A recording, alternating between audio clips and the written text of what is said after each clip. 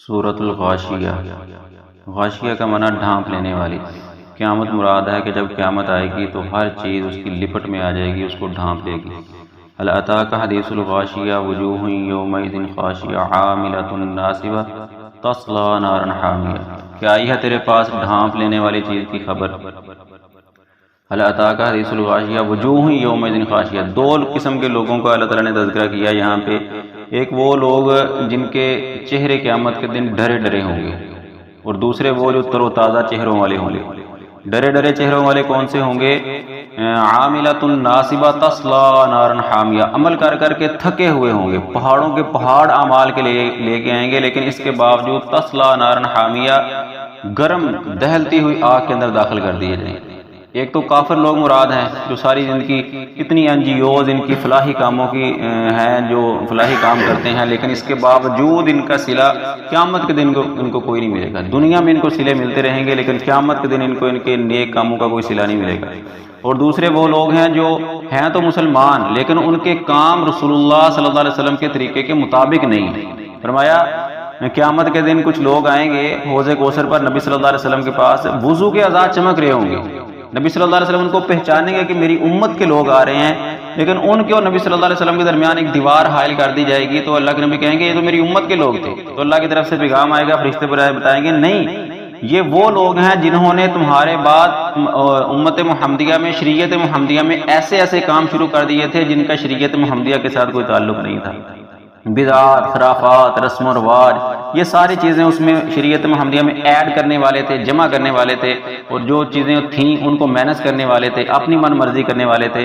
تو یہ لوگ بھی اس میں مراد ہیں کہ تصلی عاملۃ ناصبہ تصلی نارا حامیہ، یہ اعمال بڑے لے کے آئیں گے، عمل کر کر کے تھکے ہوئے ہوں گے، لیکن اس کے باوجود جہنم کے اندر جائیں گے۔ اور پھر جہنم کا تھوڑا سا بیان کیا کہ وہاں کیا ہوگا، گرم کھولتا ہوا پانی ان کو پینے کے لیے دیا جائے گا، اور کھانا کیا ہوگا، تھور کا درخت ہوگا جو کانٹے دار اور زہریلا درخت ہوتا ہے، وہ ان کو کھانے کے لیے دیا جائے گا۔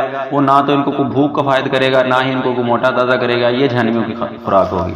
وجوہ یومئذ ناعمہ لسعیہا راضیہ۔ پھر دوسرے چہروں کا تذکرہ کیا کہ کچھ چہرے ایسے ہوں گے جو تر و تازہ ہوں گے، لسعیہا راضیہ، اپنی کوشش پر راضی ہونے والے ہوں گے۔ دنیا میں جو انہوں نے کوشش، لگن، جنت کی طلب کے لیے، جہنم سے بچنے کے لیے، عبادات، اللہ کی بات کو ماننا، رسول اللہ صلی اللہ علیہ وسلم کی اطاعت کرنا، یہ ساری جو کوشش تھی، لسعیہا راضیہ، اپنی کوشش پر خوش ہونے والے ہوں گے، راضی ہونے والے ہوں گے۔ لسعیہا راضیہ فی جنت عالیہ، بلند ترین جنتوں میں ہوں گے۔ پھر اللہ نے کچھ جنتوں کے تذکرے کیے کہ بلند تختوں کے اوپر بیٹھے ہوئے ہوں گے، ان کے لیے آب خورے یعنی پینے کے لیے جام ہوں گے، ان کے لیے اللہ تعالیٰ نے قلین، جنت کے اندر خوبصورت قلین بچھائے ہوں گے، تختوں کے اوپر بیٹھے ہوں گے۔ یہ ساری چیزیں ان کا کچھ خوبصورتی جنت کی بیان کی۔ پھر آگے کچھ قیامت کے دوبارہ مار کے جی اٹھنے کے عقلی دلائل اللہ تعالیٰ نے بیان کیے۔ افلا ينظرون الى الابل كيف خلقت، کیا تم دیکھتے نہیں ہو کہ اللہ تعالیٰ نے اونٹ کو کیسے پیدا کیا؟ دراصل اونٹ کی مثال اکثر حدیث میں اور قرآن میں بھی آئی ہے۔ عرب کے اندر یہ اونٹ اور گھوڑے زیادہ ہوا کرتے تھے، سفر کے لیے یہی استعمال ہوتے تھے، دور دراز کے سفر کے لیے اونٹ استعمال ہوتے تھے، تیز ترین سفر کے لیے گھوڑے استعمال کیے جاتے تھے۔ تو ان کی مثالیں اللہ تعالیٰ نے دی ہیں جو ان کے آنکھوں کے سامنے موجود ہوتے تھے۔ تو کہا فلا ينظرون الى الابل كيف خلقت والى السماء كيف رفعت، کیا تم دیکھتے نہیں ہو کہ اللہ نے اونٹ کو کیسے پیدا کر دیا، عجیب شکل و صورت کے اندر اتنا بڑا جانور پیدا کر، تم دیکھتے نہیں ہو اللہ نے آسمان کو کیسے بلند کر دیا، بغیر کسی ستون کے تم 5-6 فٹ کی چھت نہیں کھڑی کر سکتے بغیر کسی ستون کے، اور اللہ نے اتنا بڑا آسمان، بلکہ 7 آسمان اللہ نے بغیر کسی ستون کھڑے کر دیے۔ کیا تم دیکھتے نہیں ہو اللہ نے کیسے پہاڑوں کو زمین کے اندر ٹھونس دیا؟ کیا تم دیکھتے نہیں ہو کہ اللہ نے کیسے زمین کو بچھا دیا، اتنی بڑی زمین کے انسان آج تک پوری زمین پھر نہیں سکا۔ دجال اسی زمین پہ ہے لیکن کسی کو پتہ نہیں ہے، یاجوج ماجوج اسی زمین پہ ہے لیکن کسی کو اس کے بارے میں علم نہیں ہے۔ تو یہ اللہ کہتا ہے کہ ہم نے زمین بچھا دی ہے، اور تمہیں پتہ نہیں چلتا کہ ہم نے کیسے زمین بچھا دی، تم اس کا احاطہ ہی نہیں کر سکتے ابھی تک پوری زمین کے اوپر۔ یہ مطلب کہ یہ جو ذات یہ اونٹ کو پیدا کر سکتا ہے، آسمانوں کو بنا ستون کے کھڑا کر سکتا ہے، پہاڑوں کو اتنے بڑے بڑے پہاڑ گاڑ سکتا ہے زمین کے اندر، زمین کو ایسے بچھا سکتا ہے، کیا وہ تمہیں مار کے دوبارہ زندہ نہیں کر سکتا؟ اپنے سامنے کھڑا نہ کرے گا کہ انسان بتا تو کہاں زندگی گزار کے آیا ہے، وہ سوال کرے گا تم سے۔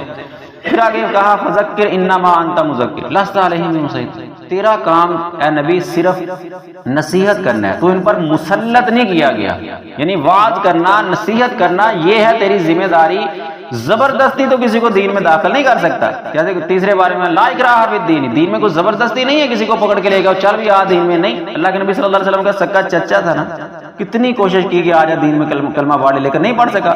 اس کے برعکس دوسری طرف دیکھیں کہ اللہ کے نبی صلی اللہ علیہ وسلم، صحیح بخاری کی حدیث ہے، یہودی کا بیٹا تھا، بیمار تھا، اس کی تیمارداری کے لیے جاتے ہیں تو اللہ کے نبی نے اس کو کہا کہ اسلام لے آ.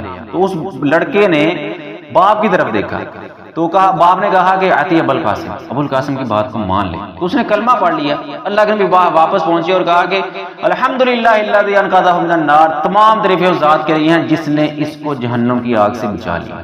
یہودی کا بیٹا نبی صلی اللہ علیہ وسلم کے کہنے پہ اسلام لے آیا تو کہا کہ اللہ کی تعریفیں، اس کے ساری تعریفیں اللہ کے لیے جس نے جہنم سے بچا لیا. اس کو مطلب یہ اسلام لے آیا، یہ جنت میں جائے گا.